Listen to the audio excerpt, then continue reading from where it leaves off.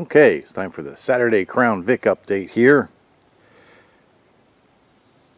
In our last episode, we had it inspected, and before that we had put new pads and rotors front and rear. We put a new air filter on it, we put an alternator in it, and then it went to get inspected, and they found that the check engine light that was on was caused by the thermostat. And last weekend I had to drive it around 50 to 100 miles or more, and just to make sure that the check engine light didn't come back on. Monday it went back and it got its stickers on it, so you can see it's all inspected now, all nice and Pennsylvania legal. So there's really nothing at all wrong with it now, so it's probably time to go take it for a drive. It's been raining out all week here,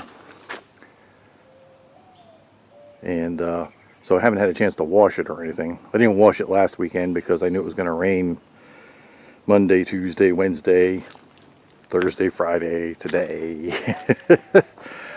So yeah, we're in a rainy stretch right now, but that's okay. We'll take it for a ride anywho.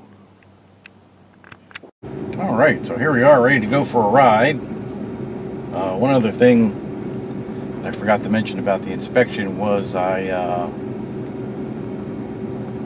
car had this noticeable vibration in the steering when you got over about 55 or 60. And when I was doing the brakes, I swapped the front tires to the rear, and the vibration went away from the front, but you could still feel something in the back. So while they had it, I had them take the rear wheels off and balance them, and he said that the one was pretty far out of balance, so that cured that problem.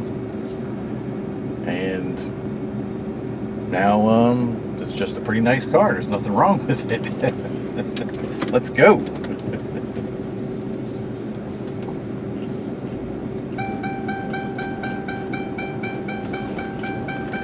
Yes, we have to put the seatbelt on.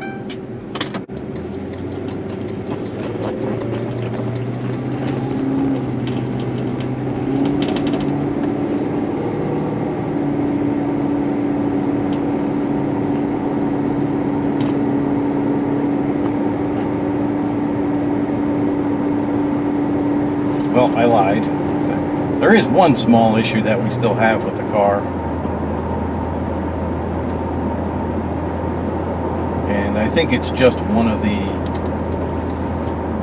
tire pressure sensors, because we get intermittently the tire pressure indicator light will come on, and intermittently it goes off. And so I've checked the tire pressure about 100 times to verify that there's nothing wrong with the tire pressure. So I would bet that the one wheel that was way out of balance, that's probably not good for the tire pressure sensor. So that particular tire pressure sensor is probably a bit flaky now. Other than that, I don't know what could be wrong, but it's not something that really bothers me. It's just, you know, it comes on, so suddenly you see something flashing on the dashboard and you go like, oh my goodness, and you look at it and it's just a tire pressure monitor. So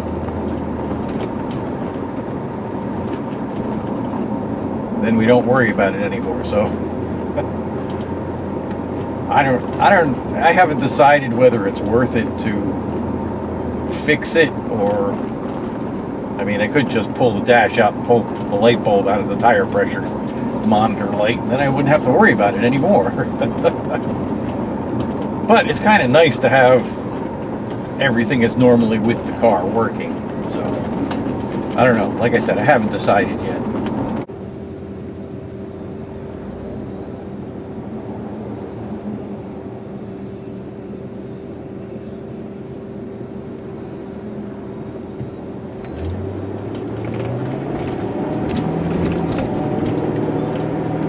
be a good test for this camera mount.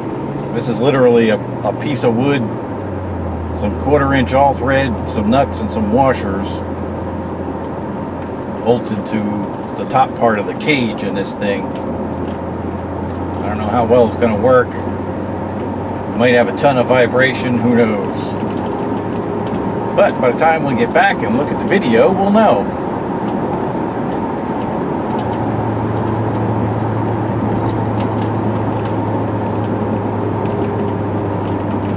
Yeah, this Crown Vic handles way better than either one of my pickup trucks, so I'm pretty happy with it. We can probably make some improvements in the handling department, but it's not really necessary for right now. We'll probably put some better rear control arms on it and stuff. And the one thing great about these cars, and what really sold me on them, is, for one thing, they have unequal length A-arm front suspension, which is really good. They have rack and pinion steering, which is also really good. The old Chevy 9C1 cars didn't have that. They were just, you know, normal, big, clunky, recirculating ball steering. And the later ones, what is actually a Holden Commodore, that is the latest Caprice PPV, you know, that has rack and pinion steering. It also has independent rear suspension and a lot of other goodies like that. But those cars, people want a ton of money for them right now, so that was why I started looking into the Crown Vics. And once I found out that they had power rack and pinion steering, and the rear suspension was 4 link control arms, parallel 4-link, with a Watts link in it. I mean, that's the best setup you can have with a live rear axle car. So that was what made me think, yeah, these are the things to have. That way you have the reliability of the, you know, the big 8.8 Ford rear, and you have pretty good handling characteristics because of the way they have it suspended in there. The only thing, probably the worst part about this car, is the transmission. It's a very slushy transmission, you know. It's not like the later GM ones that are pretty firm. But hey, what are you gonna do?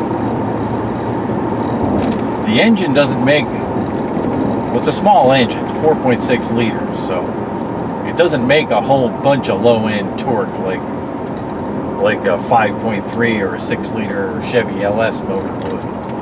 So that's part of the issue too. I think these cars would be an awesome LS swap car. I know Ford guys would hate that, but it is. I mean, this car with, you know, 350 horsepower would be great. The 4.6 liter makes 250, you know, peak horsepower, but it doesn't have that bottom end grunt of even like the 5.3 liter in my 4-wheel drive GMC pickup truck. So I don't know, it would be a lot of work. It's actually not that much work to swap one in here, but getting everything to work afterwards, you know, like the tack, all of the idiot lights, you know, the speedometer, you know, you would basically swap in the whole engine and transmission, and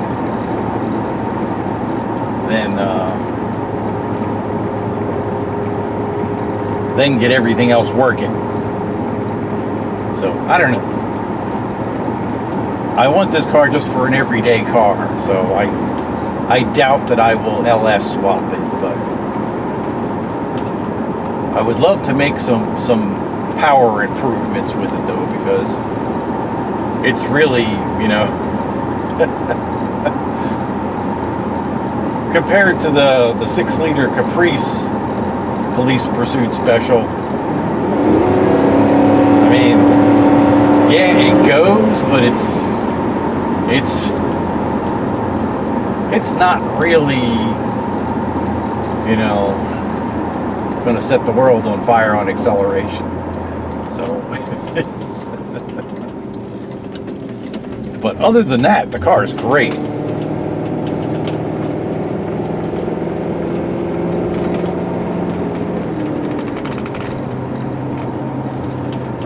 mean, it's great to have a really good handling, fairly big car.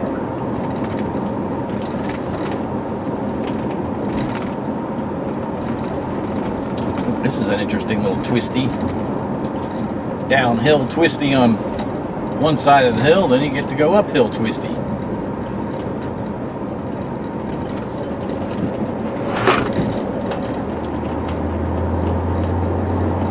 Yeah, I know, the camera, you can't feel any of the G's, so it's kind of hard to tell, but that was fun.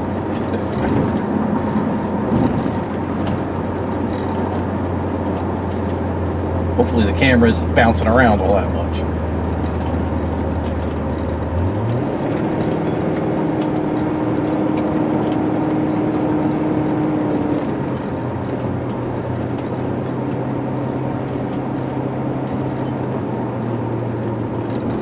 That's an interesting bunch of flowering plants.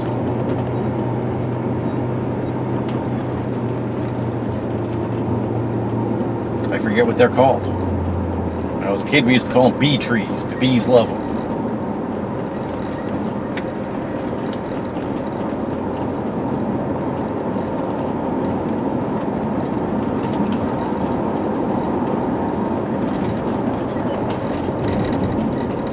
More uphill twisties.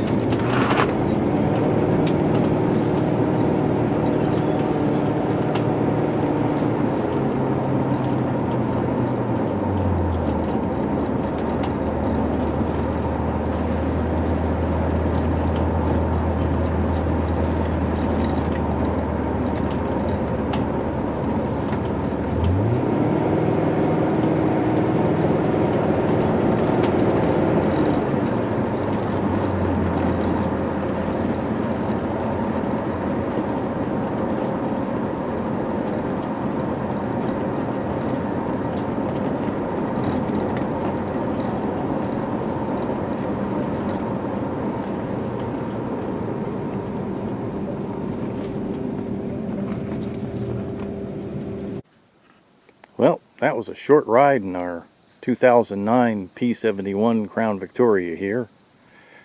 Hope you enjoyed it. We'll probably do more of those in the future. That was fun. See you later.